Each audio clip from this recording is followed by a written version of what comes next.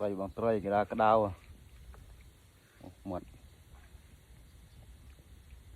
rừ ra hơi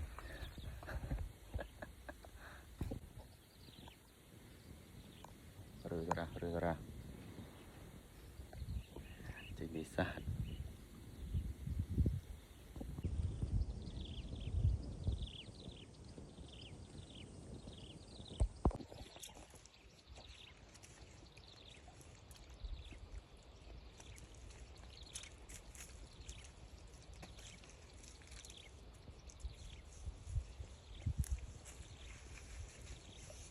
nào mật tray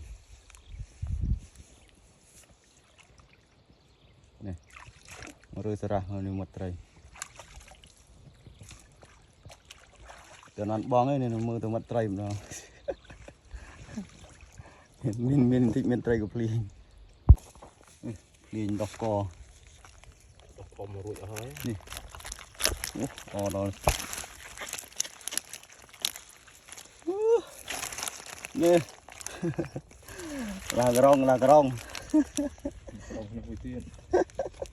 cái rong mũi tiên nó tray tràn cơn này nè chọc ở đây dục kia đây mình đã đọ cành để khna cành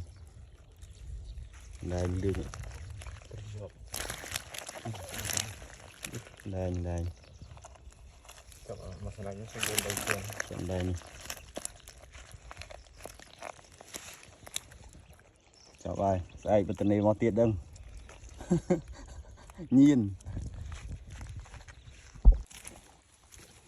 cái tập phò cái là ngay cho pin viên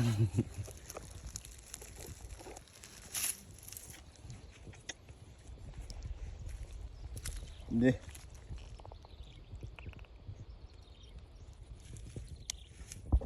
xây bong cho con chim ăn ơi